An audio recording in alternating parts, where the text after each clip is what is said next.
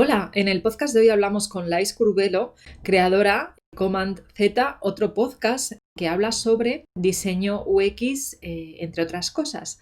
No te pierdas el podcast de hoy porque vamos a hablar sobre la accesibilidad, ya que Lais es una diseñadora UX especializada en este ámbito. Hola, soy Gemma Gutiérrez, diseñadora de productos digitales. Te doy la bienvenida a un nuevo episodio de píldorasux.com, la mejor forma de aprender diseño de experiencia de usuario explicado con claridad y paso a paso. Aprende con una pequeña píldora cada semana, estés donde estés.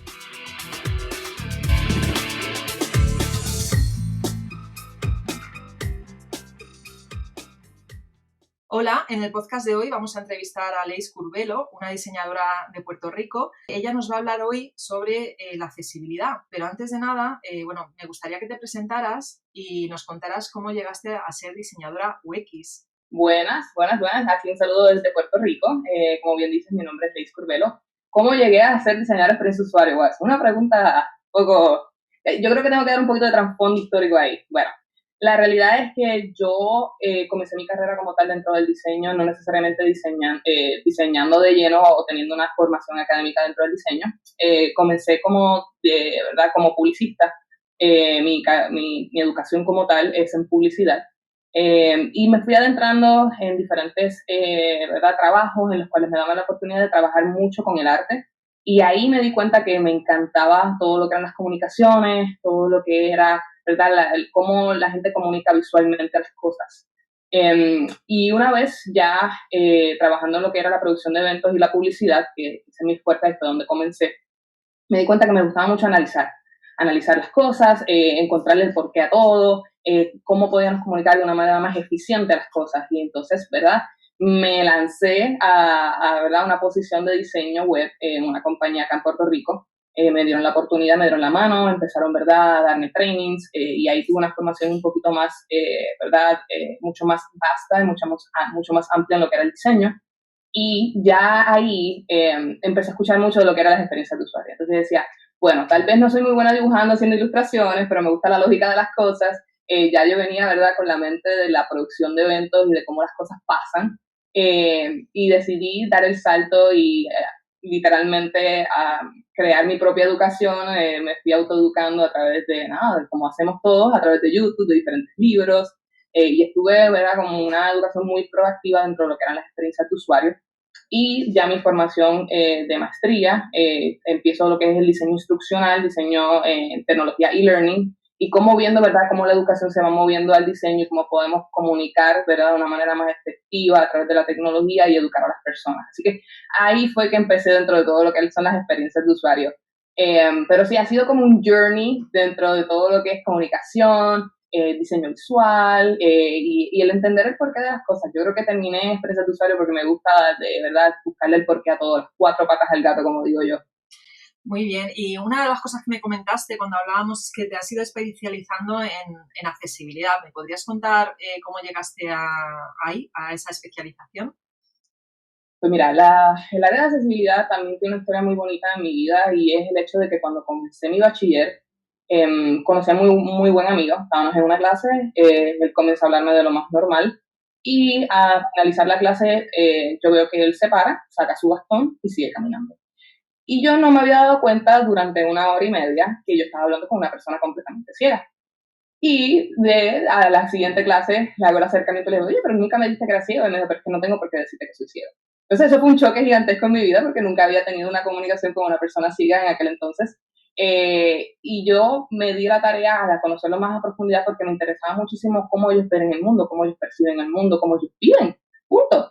Y hemos tenido una amistad de muchísimos años, se llama Wilfredo Figueroa, y gracias a él literalmente siento que veo la vida desde otra perspectiva, porque muchas veces nos quejamos de que, ay, me levanté con esta achaque, ay, no, esto, no, aquello, lo otro, pero no nos damos cuenta que somos bendecidos en muchos aspectos de nuestra vida. Y me di cuenta que la accesibilidad, más allá de simplemente el hecho de exponer de una manera, ¿verdad?, un poco diferente las cosas que nosotros podemos percibir, ¿verdad?, normalmente, entre comillas, normalmente, también te permite agilizar muchas cosas. Entonces, empecé a ver las cosas de una manera diferente. No sé si te ha pasado, tú envías un mensaje de texto y envías un mensaje de texto porque te es más fácil o más ágil comunicarte con una persona, porque no quieres hablar con esa persona o porque quieres agilizar una gestión, punto. Y los mensajes de texto no necesariamente se crearon para esto. Y la gente no se da cuenta que muchas de las cosas que son en pro o a favor de la accesibilidad también nos ayudan a nosotros en nuestro día a día. Y gracias a Wilfredo me di cuenta de todo este tipo de cosas que las personas piensan como que realmente yo puedo utilizar la accesibilidad a mi favor, y la realidad es que sí. Cuando estaba en la universidad, yo era una de las personas que no me gusta escribir, punto. Lo admito, no me gusta para nada escribir, y con Wilfredo aprendí a estudiar a través del oído. Y entonces, pues, en vez de literalmente leer un libro o tomar notas en una clase, poníamos una grabadora, grabábamos la clase, y luego nos sentábamos de vuelta a nuestras casas en el tren a escuchar la clase. Y entonces, pues, no teníamos que llevar el libro, no teníamos que llevar la libreta, pero entonces estudiábamos de manera auditiva y avanzábamos mucho porque tal vez estaba en el gimnasio y escuchaba mi clase entera.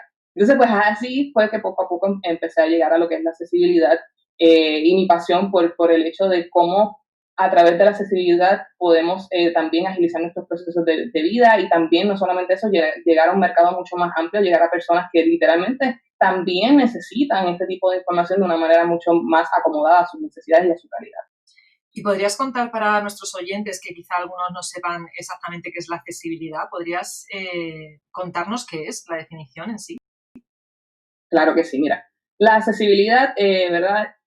O la accesibilidad universal es un grado en el cual permite que un objeto sea utilizado para todo el público, ¿verdad? O que literalmente algún espacio se pueda acceder para cualquier tipo de persona, independientemente de sus capacidades técnicas, cognitivas o físicas.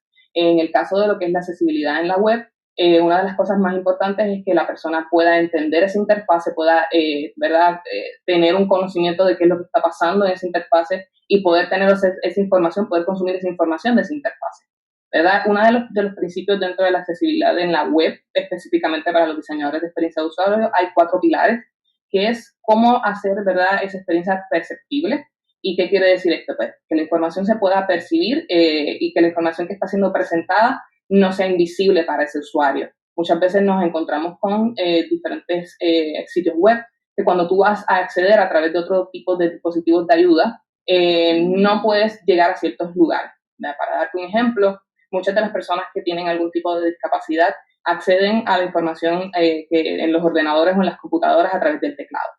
Y entonces, pues, a través del teclado van navegando esa página. No necesariamente utilizan el mouse como lo utilizamos las personas que no necesariamente tenemos estas discapacidades, sino que a través del teclado, de teclas, por ejemplo, como el Tab, o teclas como el comando, o como la barra espaciadora, o como el Enter, ¿verdad? Van accediendo a la información.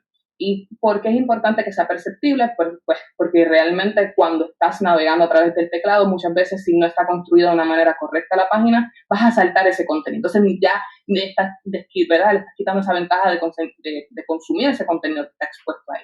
Otro de los pilares es que sea operable. ¿Y qué quiere decir esto? Pues que sea navegable completamente a través del teclado o a través de diferentes herramientas que te pueden leer la pantalla. Otro de los pilares es que sea entendible, que esta interfase sea, como nosotros decimos por ahí, user-friendly, y que la persona pueda entender completamente qué es lo que está pasando en esa página. Y el pilar final, que es que sea robusto, que sea una tecnología que pueda ser soportada por cualquier tipo de herramienta que ayude a la persona a acceder a esa información. Por ejemplo, otra de las cosas que se utilizan es el aumentar el tamaño no solamente de la imagen o del texto, sino aumentar todo el tamaño de esa página para que sea mucho más visible y mucho más amplia el campo de visión. Así que estos son los 4 pilares de la accesibilidad dentro de la web: perceptible, operable, entendible y robusto. Si tú cuentas con esos 4, ¿verdad?, yo creo que vas dando ahí, ¿verdad?, un paso gigantesco en lo que es la accesibilidad en la web. Sí, de hecho, yo creo que, la accesibilidad, todos los diseñadores deberíamos de tener conocimientos y tenerlos en cuenta cuando diseñamos. Y por desgracia, yo me encuentro todavía a día de hoy, sobre todo muchos diseñadores visuales, que no lo tienen en absoluto en cuenta. No sé si tienes la misma percepción tú o crees que esto está cambiando. Pues mira, la realidad es que muchos diseñadores no tomamos esto en consideración porque no se habla, porque es algo que no necesariamente todo el mundo sabe. Y la realidad es que estamos diseñando para todos. Y muchas veces me río porque a veces la gente dice, yo soy diseñador de experiencias de usuario, pero experiencias de usuario, ¿para qué tipo de usuario? para todos los usuarios o para algunos usuarios. Y si queremos, ¿verdad?, ser para todos los usuarios, que eso sería la meta, también tenemos que tener en consideración las personas que no necesariamente pueden ver, o no necesariamente pueden tocar el teclado, o no necesariamente pueden escuchar el contenido, ¿verdad? Y entonces, ¿cómo tú puedes llegar a ese tipo de usuarios? Bueno, pues teniendo una visión mucho más amplia de que simplemente las personas van a acceder linealmente, sino que pueden acceder de múltiples maneras a través de diferentes dispositivos a tu contenido. Sí. Una de las cosas que me llama muchísimo la atención, que a veces la gente no piensa, es que todos en algún punto de nuestra vida hemos tenido algún tipo de discapacidad. Y mucha gente dice, no, yo soy una persona muy saludable, nunca he tenido ningún tipo de discapacidad. Las personas que incluso que utilizan espejuelos tienen algún tipo de discapacidad visual porque los estás usando porque no ves bien de lejos, o los estás usando porque no ves bien de cerca, o los necesitas porque realmente necesitas algún tipo de aumento.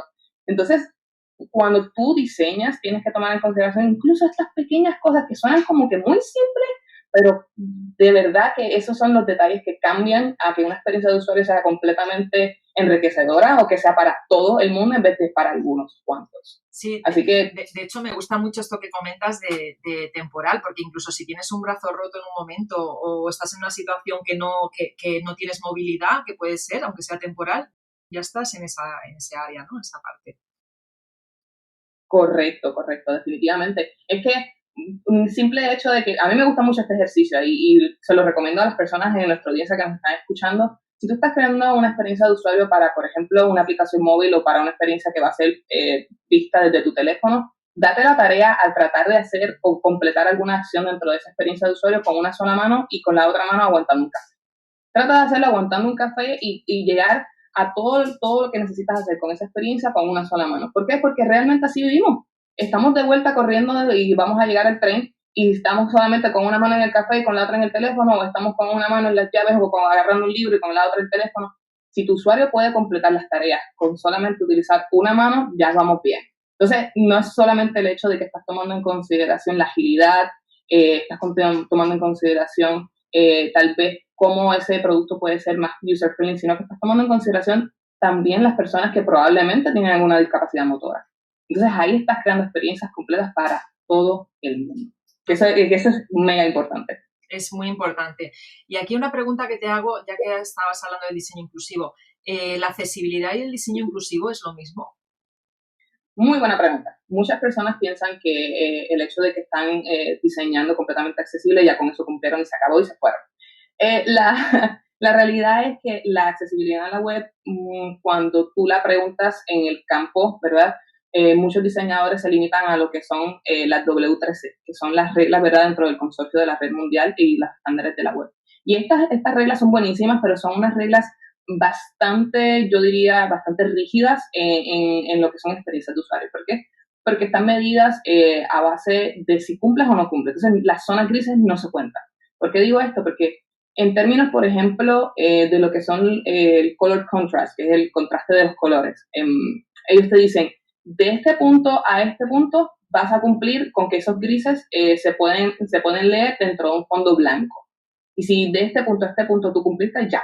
Pero entonces no toman tal vez en consideración el tamaño de la tipografía de este punto a este punto a este color y cómo se influye dentro de una experiencia de usuario que, por ejemplo, digamos, la persona está navegando y encontró el footer, y el footer, by default, muchas veces lo hacemos pequeño porque queremos menos prominencia. Y ahí está la jerarquía dentro de la experiencia de usuario. Entonces, estás ahí en esta zona gris de que quieres cumplir con la experiencia de usuario en términos de jerarquía, que le vas a dar más prominencia al contenido de la página versus al footer, pero también quieres cumplir con la accesibilidad. Entonces, ahí entra, ¿verdad?, el próximo factor, que es el diseño inclusivo. Cómo tú puedes literalmente hacer una experiencia completamente inclusiva sin importar cuáles son las metas de un lado o del otro, sino que realmente es una experiencia enriquecedora para la persona que tiene algún tipo de discapacidad. ¿Y cómo llegar a un happy medium, en resumen? Así que muchas veces cuando tomamos en consideración la accesibilidad, que es el primer paso, definitivamente, nos dejamos llevar mucho con los estándares de la W3C, pero cuando pensamos en un diseño inclusivo es un diseño más holístico, es un diseño de cómo crear una experiencia completamente enriquecedora para ese usuario, que no solamente pueda entrar de una manera eficiente, sino que tal vez pueda escuchar la descripción de esas imágenes y pueda entender a nivel auditivo lo que tú quieres demostrar a nivel visual. Un buen ejemplo de esto es el caso de Domino's Pizza. es un caso buenísimo que a mí me encanta, que me gustaría que mucha gente también se diera la oportunidad de conocerlo. Y el hecho de que hubo un usuario que tuvo muchos problemas para ordenar una pizza, porque quería ordenarla a través de su teléfono, de su móvil. Y demandó a Domino's Pizza porque no pudo, ¿verdad?, pedir su orden a través de su teléfono. La respuesta de Domino's era que realmente no era válido porque él podía haber llamado y pedir su pizza a través de manera telefónica. Y él estaba explicando que, como cualquier otra persona, simplemente quería pedirla a través de su teléfono. Entonces ellos perdieron esta demanda. Y es bien interesante el hecho de que una vez ellos pierden la demanda, si tú te das la oportunidad de entrar al site de Domino's Pizza ahora y pones un screen reader, pones, ¿verdad?, un dispositivo que te ayuda a leer la pantalla, Domino's ha logrado que tú puedas escuchar cuán caliente está la pizza en esa fotografía, cómo huele la pizza en la fotografía, qué ingredientes tiene, o sea, y ese tipo de cosas es lo que, ¿verdad?, lo que le da al diseño inclusivo, es el hecho de transportar a través de otros sentidos lo que tú quieres transportar a nivel visual, pensando en que la persona también va a disfrutar esa experiencia. De hecho, en España leí sobre la noticia, me pareció súper interesante, la pena es que tuvieran que denunciar para realmente que tomaran la decisión, ¿no?, de hacer accesible su e-commerce. Y el problema también, aquí en España al menos, tenemos una ley desde hace bastantes años ya, creo que salió en el 2005, que fuerza a todas las web gubernamentales y de comunidades autónomas a que tengan la web accesible, ¿no? Todos los ministerios en España, pues la web tiene que ser accesible y cumplir mínimo AA, ¿no? Que son los requerimientos de la W3C, pero sin embargo el resto de las empresas todavía no se han subido a este carro de la accesibilidad. Parece que o te fuerzan por la ley o si no, a nadie le importa. Esto me da mucha rabia. Yo no sé si estáis en esa situación en Puerto Rico también. Pues mira, me parece genial que también toquemos este tema por el hecho de que muchas personas piensan que la accesibilidad es meramente pues para simplemente cumplir, ¿verdad?, hacer ese checkmark con la ley. Acá nosotros nos dejamos reír por la 508, que también fuerza, ¿verdad?, lo que son las entidades gubernamentales, las entidades educativas y las entidades de banca. Pero hay algo bien interesante y justamente está pasando ahora mismo en el 2020. No sé si sabes, pero específicamente todos los guidelines de accesibilidad también funcionan para incrementar tu tráfico de SEO, el Search Engine Optimization, ¿verdad?, o el SEO como se conoce, ¿verdad?, en español. Las compañías no saben eso. La realidad es que si tú quieres empezar a rank dentro de Google, dentro de las primeras búsquedas, dentro de las páginas de resultados de búsqueda, muchos de los elementos de la accesibilidad te ayudan, ¿verdad?, también a rankear dentro del SEO. ¿Por qué? Porque, por ejemplo, una de las cosas que tienen correlacionadas es la utilización del alt text, que viene siendo, ¿verdad?, una información alterna a la imagen. Tú estás escribiendo, tú ves una imagen y tú vas a describir esa imagen. Por ejemplo, hablemos de una fotografía que se le tira a un edificio y simplemente en vez de subir una imagen que diga edificio, sino que le escribes un alt text dentro del código que diga el edificio es anaranjado, el edificio tiene 7 pisos, el edificio, para que la persona, como bien, ¿verdad?, comenté sobre lo de Domino's, pueda entender qué es lo que está pasando con esa imagen, por qué esa imagen está ahí y cuál es el contexto de esa imagen relacionada al contenido de tu página. Entonces, este tipo de cosas ayudan muchísimo también al SEO. Y si las compañías pensaran no solamente en la responsabilidad social, que ojo, que ese debería ser la meta, y lamentablemente no todas son así, pero si solamente piensan que esto es simplemente un issue de responsabilidad social y piensan también los otros beneficios a nivel de conversión que pudiesen tener, creo que tomarían más en consideración la accesibilidad. Ahora mismo, en el 2020, Google ha tirado una noticia que para lo que son los nuevos cambios al algoritmo de SEO se va a tomar en consideración muy fuertemente lo que son las experiencias de usuario. Y dentro de esto, lo que van a tomar en consideración definitivamente va a ser la velocidad, cuán responsive es tu página dentro de dispositivos móviles y la habilidad del mobile friendly. Y específicamente este dato de la habilidad del mobile friendly tiene mucho que ver cómo las personas que tienen algún tipo de discapacidad acceden a esto y por qué. Y aquí es donde, ¿verdad?, yo creo que estoy soltando mucha información, pero a mí me encanta educar a la gente. Cuando los robots como tal, ¿verdad?, que hacen el crawl para hacer el ranking de SEO, acceden a tu página, esos robots como tal acceden a la página justamente igual como una persona con algún tipo de discapacidad accede a la página. Esto es bien interesante. ¿Y por qué comento esto? Porque cuando tú entras a una página web con un tipo de herramienta como lo que son los screen readers, lo que va a hacer ese screen reader va a ir por todo lo que es la taxonomía de tu página y va a ir leyendo cómo tú construiste esa página, empezando por los H1, que los titulares, por todo lo que viene siendo, ¿verdad?, el orden lógico de la interacción, ¿verdad?, de todas las áreas de la página que son, que te llevan a algún otro tipo de enlace o que la persona puede hacer algún tipo de acción. Y toda esa manera en la cual ese robot accede a esa información es de la misma manera en que una persona navega la página web a través de este tipo de herramientas que asisten, ¿verdad?, a las personas con algún tipo de discapacidad. Y eso no, la gente no lo sabe y es muy importante. Y eso va a ser un cambio gigantesco en cómo nosotros percibimos y consumimos el contenido actualmente. O sea, que al final no van a ser las leyes las que fuercen a las empresas, ¿no?, a hacer accesible, sino que va a ser Google con sus robots de posicionamiento, ¿no? Definitivamente. Muy bien. Bueno, pues cuéntame también para ti, me gustaría saber quién consideras que es el responsable de que el diseño sea accesible. ¿La diseñadora UX, la visual, una desarrolladora? ¿Quién es la persona responsable? Pues mira, esto es algo que yo digo que es como el problema de la papa caliente. Y es que la persona dice, no, yo diseñé una experiencia completamente accesible. Toma, y le pasan la papa caliente al programador y el programador dice, no. Yo programé todo como se supone para que la persona pudiese accederlo. Eso es problema del content.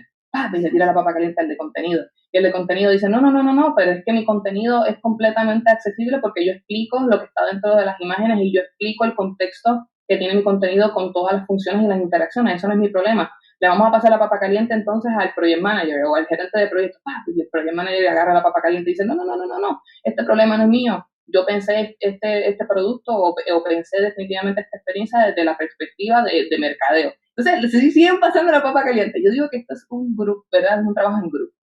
Cuando nosotros pensamos en la accesibilidad, tenemos que pensar más arriba. O sea, ¿qué quiere hacer tu producto o qué quiere hacer o qué quiere comunicar esa página web? Y por eso es que yo hablo mucho sobre lo que son las colaboraciones entre departamentos. Específicamente ahora mismo me encuentro trabajando en una compañía en la cual creamos contenido para que los consumidores entiendan cuáles son las mejores categorías de producto, cuáles son las mejores compañías para diferentes categorías de producto. Y una de las cosas que nosotros hacemos mucho hincapié es el hecho en que todo el mundo tiene que ir dirigido a esa misma meta, cómo hacer las decisiones más fáciles para el usuario. Entonces, eso viene no solamente de cómo yo diseño la página o cómo la persona escribe el contenido, sino todo de una forma bien holística. Entonces, pues, cuando se comienza un proyecto o cuando se comienza la conceptualización de una página, nos sentamos todos y decimos, ok, a través del contenido, ¿cómo podemos hacer esto de una manera en la cual las personas entiendan que esta información es pertinente y que quede completamente claro qué es lo que queremos comunicar? Ok, entonces la persona de contenido va allá y empieza a trabajar, pero entonces me pregunta a mí, ¿cómo podemos hacer que esta información sea fácil de digerir en términos de tal vez segmentarla, tal vez de hacer una visualización de data para que sea un poquito más divertida y la persona tenga mayor atención en estos datos? Y entonces ahí va el programador y entonces le explicamos, pues mira, nosotros deseamos esta interacción para que sea mucho más factible la utilización y consumo de esta información. Entonces va el programador y lo trabaja. Así que es un proyecto, ¿verdad? La responsabilidad de la accesibilidad es un proyecto holístico que debe tener un poquito de todo en cada uno de los departamentos.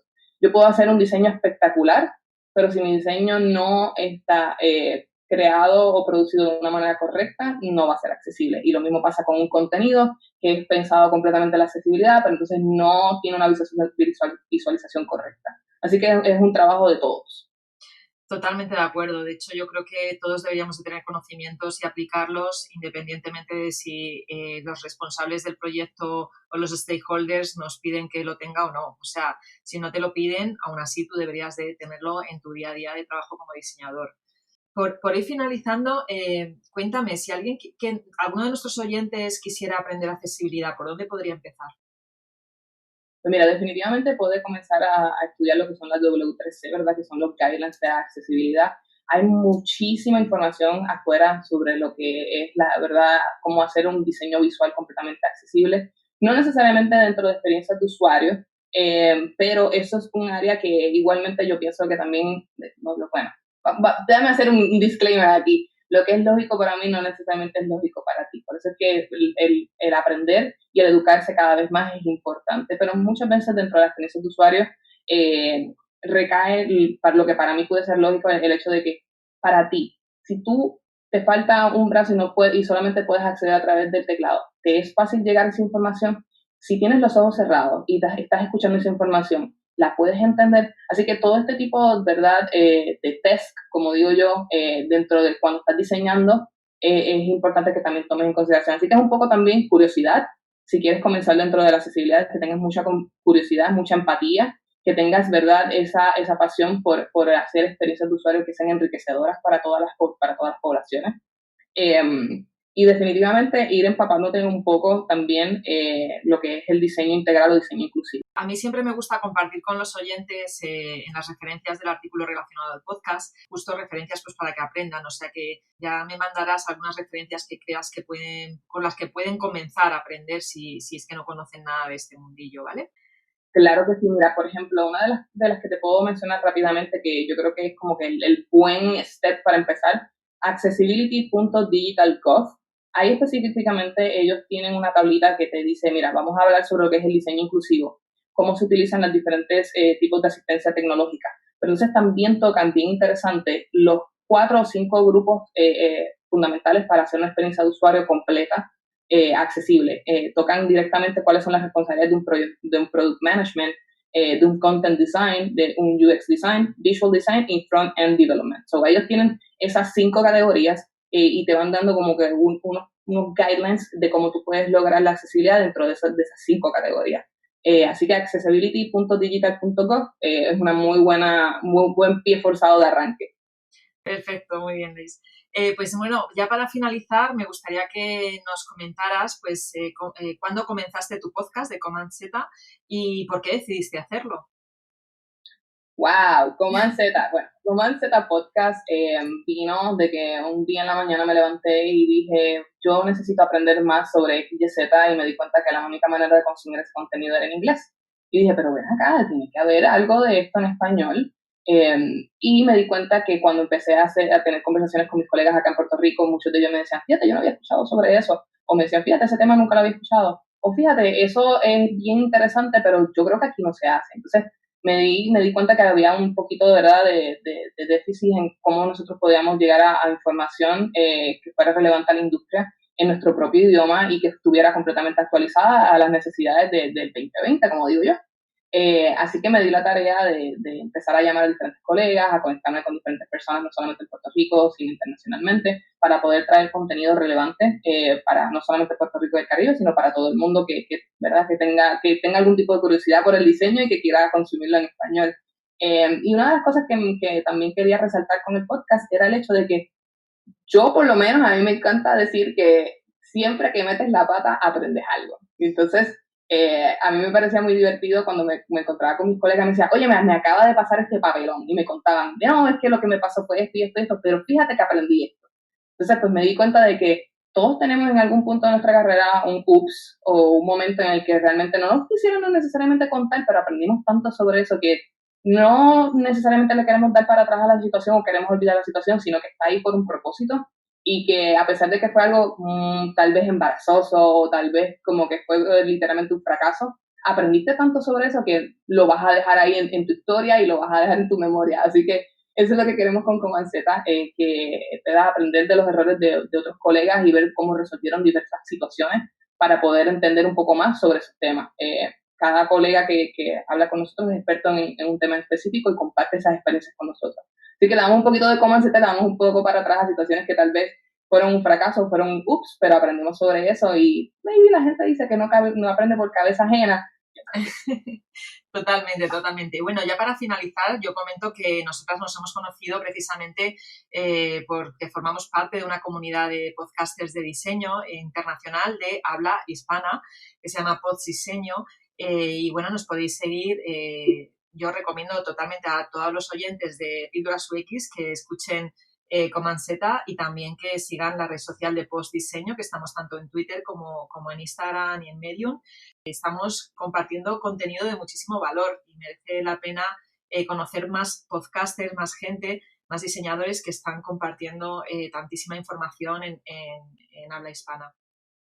A mí lo que me encanta de todo este tipo de comunidad dentro de lo que es diseño es que todos hablamos de diseño desde diferentes perspectivas y todos nos enriquecemos unos de los otros. Yo hablo de los errores, allá otro chico habla sobre lo que es la sociedad y el diseño y otro va mucho más específico al research, así que cada uno de nosotros le pone esa sandunga creativa, como digo yo, desde su perspectiva de lo que es el diseño. Así que yo diría que todos los que estamos ahí, la persona que realmente quiera comenzar en el diseño tiene la asignación de escuchar a cada uno de nosotros. Muy bien, totalmente. Bueno, pues muchas gracias por tu tiempo y por toda la información que has compartido conmigo. Un gusto de haber sido parte aquí, ¿verdad?, de UX Píldoras y que me hayas invitado. Muchísimas gracias. Gracias a ti. Un abrazo. Hasta luego. Si te ha gustado este episodio, puedes recibirlo cada semana en tu correo electrónico. Suscríbete ahora en pildorasux.com/podcast o a través del enlace que encontrarás en la descripción del podcast. Muchas gracias por escucharme y hasta la semana que viene.